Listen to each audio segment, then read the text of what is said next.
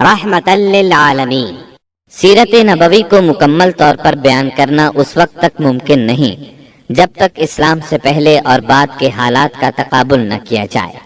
اس لیے ہم اصل مضمون سے پہلے اسلام سے پہلے عرب کی کیفیت بیان کریں گے، عرب اقوام اور ان کی معاشرت کا نقشہ کھینچیں گے، پھر وہ حالات بیان کریں گے جن میں رسول اللہ صلی اللہ علیہ وسلم کی بعثت ہوئی۔ لفظ عرب کے لغوی معنی صحرا اور بیاب و گیاہ زمین کے ہیں۔ عہد قدیم سے یہ لفظ جزیرہ نمائے عرب اور اس میں بسنے والی قوموں پر بولا گیا ہے۔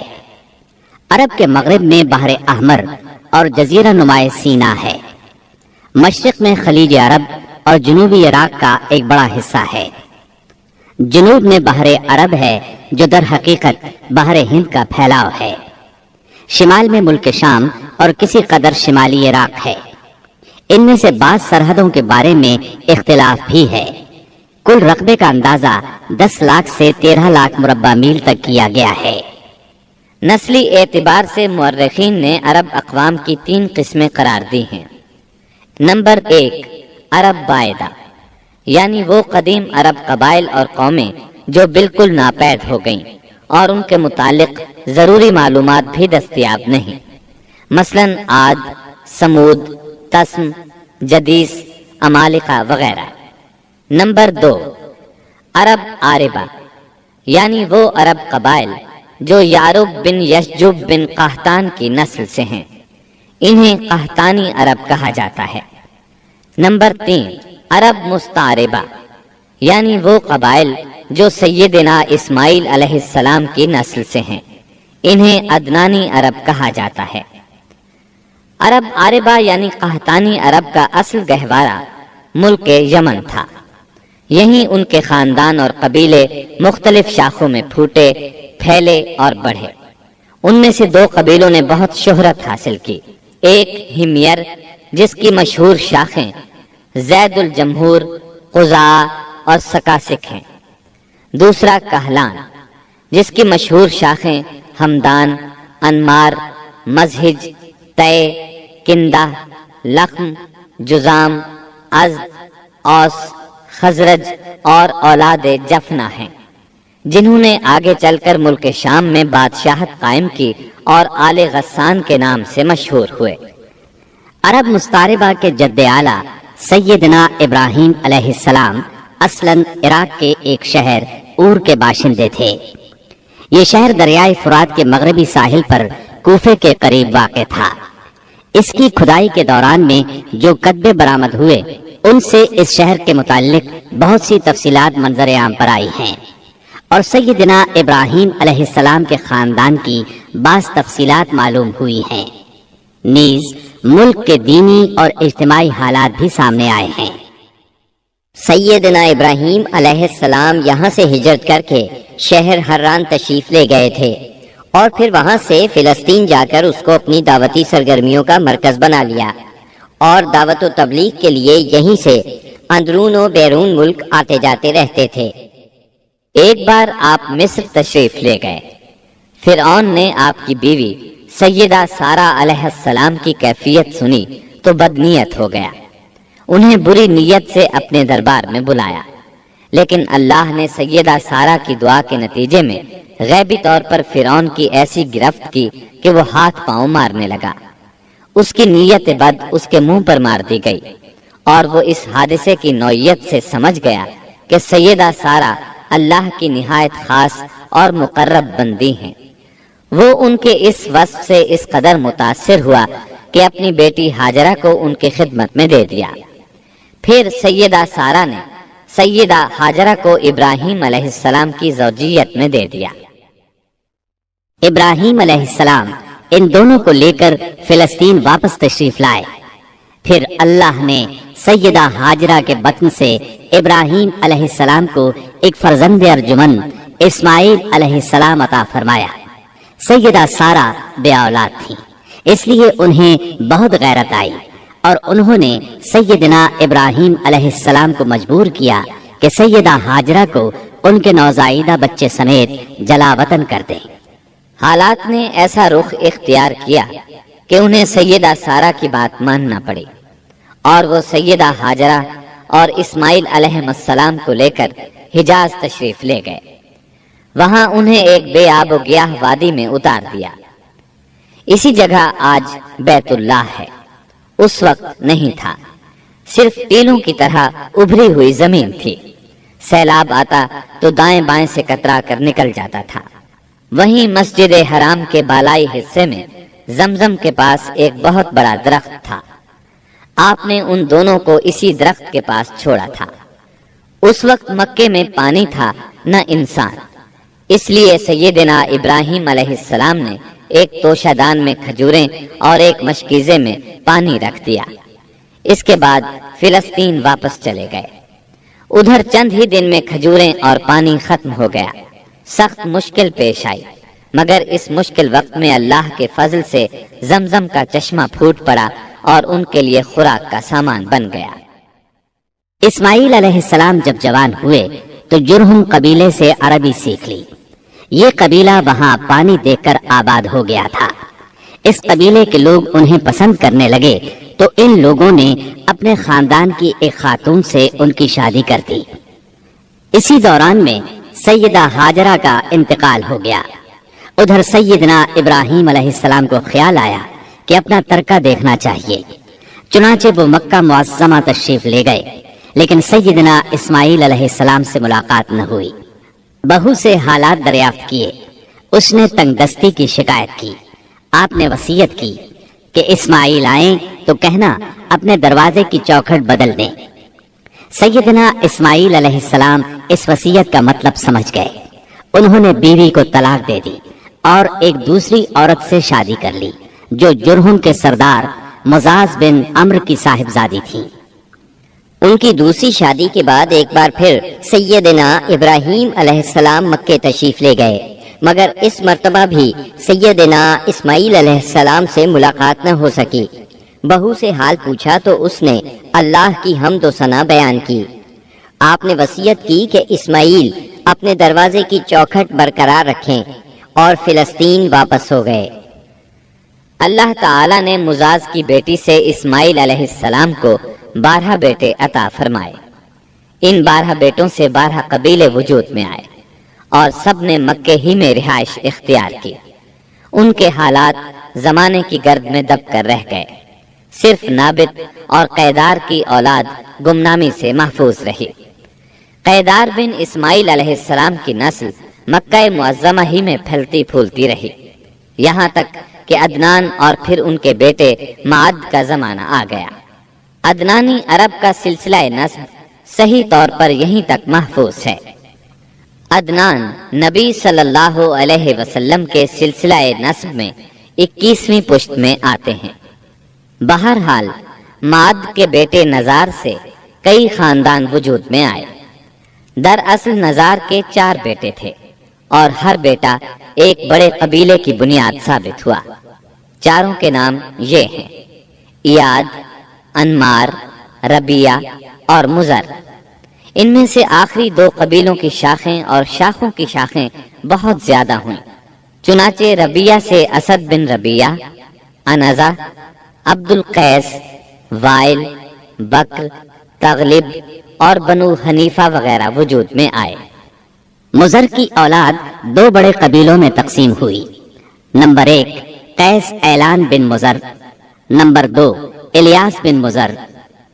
قیس اعلان سے بنو سلیم، بنو حوازن، بنو غطفان، غطفان سے ابس، زبیان، اشجع اور غنی بن عاصر کے قبائل وجود میں آئے۔ الیاس بن مزر سے تمیم بن مرہ، حزیل بن مدرکہ، بنو اسد بن خزیمہ اور کنانہ بن خزیمہ کے قبائل وجود میں آئے۔ پھر کنانہ سے قریش کا قبیلہ وجود میں آیا۔ یہ قبیلہ فہر بن مالک بن نضر بن کنانہ کی اولاد ہے۔ پھر قریش بھی مختلف شاخوں میں تقسیم ہوئے۔ مشہور قریشی شاخوں کے نام یہ ہیں: جمح، سہم، عدی، مخزوم، تیم، زہرہ اور قصی بن کلاب کے خاندان یعنی عبد الدار، اسد بن عبد العزا اور عبد مناف، یہ تینوں قصی کے بیٹے تھے۔ ان میں سے عبد مناف کے 4 بیٹے ہوئے، جن سے 4 ذیلی قبیلے وجود میں آئے، یعنی عبد شمس، نوفل، مطلب اور ہاشم۔ انہی ہاشم کی نسل سے اللہ نے ہمارے نبی کریم صلی اللہ علیہ وسلم کا انتخاب فرمایا۔ ابن عباس رضی اللہ عنہ کا بیان ہے کہ رسول اللہ صلی اللہ علیہ وسلم نے فرمایا، اللہ تعالیٰ نے مخلوق پیدا فرمائی تو مجھے سب سے اچھے گروہ کے اندر رکھا، پھر قبائل کو چنا تو مجھے سب سے اچھے قبیلے کے اندر بنایا، پھر گھرانوں کو چنا تو مجھے سب سے اچھے گھرانے میں بنایا، لہذا میں اپنی ذات کے اعتبار سے بھی سب سے اچھا ہوں اور اپنے گھرانے کے اعتبار سے بھی سب سے بہتر ہوں۔ جس وقت جزیرۃ العرب پر اسلام کا سورج طلوع ہوا، وہاں 2 قسم کے حکمران تھے، ایک تاج پوش بادشاہ جو حقیقت میں مکمل طور پر آزاد اور خود مختار نہیں تھے، اور دوسرے قبائلی سردار جنہیں اختیارات کے لحاظ سے وہی حیثیت حاصل تھی جو تاج پوش بادشاہوں کی تھی، لیکن ان کی اکثریت کو ایک مزید امتیاز یہ حاصل تھا کہ وہ مکمل طور پر آزاد اور خود مختار تھے۔ اس وقت تاج پوش حکمران یہ تھے: شاہان یمن، شاہان آل غسان یعنی شام، اور شاہان ہیرا یعنی عراق۔ باقی عرب حکمران تاج پوش نہ تھے۔ عرب عاربہ میں سے قدیم ترین قوم سبا تھی۔ اور یعنی عراق سے جو کتبات برآمد ہوئے ان میں 2500 سال قبل مسیح کی اس قوم کا ذکر ملتا ہے، لیکن اس کے عروج کا زمانہ 11 صدی قبل مسیح سے شروع ہوتا ہے۔ اس کی تاریخ کے اہم ادوار یہ ہیں: 650 قبل مسیح سے پہلے کا دور۔ اس دور میں سبا کے بادشاہوں کا لقب مقرب سبا تھا۔ ان کا پائے تخت سرواہ تھا، جس کے کھنڈرات آج بھی معارب کے مغرب میں 1 دن کے فاصلے پر پائے جاتے ہیں۔ یہ کھنڈرات خریبہ کے نام سے مشہور ہیں۔ اسی دور میں معارب کے مشہور بند کی بنیاد رکھی گئی، جسے یمن کی تاریخ میں بہت اہمیت حاصل ہے۔ 650 قبل مسیح سے 115 قبل مسیح تک کا دور۔ اس دور میں سبا کے بادشاہوں نے مقرب کا لفظ چھوڑ کر ملک یعنی بادشاہ کا لقب اختیار کر لیا، اور سرواہ کی بجائے معارب کو اپنا دارالسلطنت بنایا۔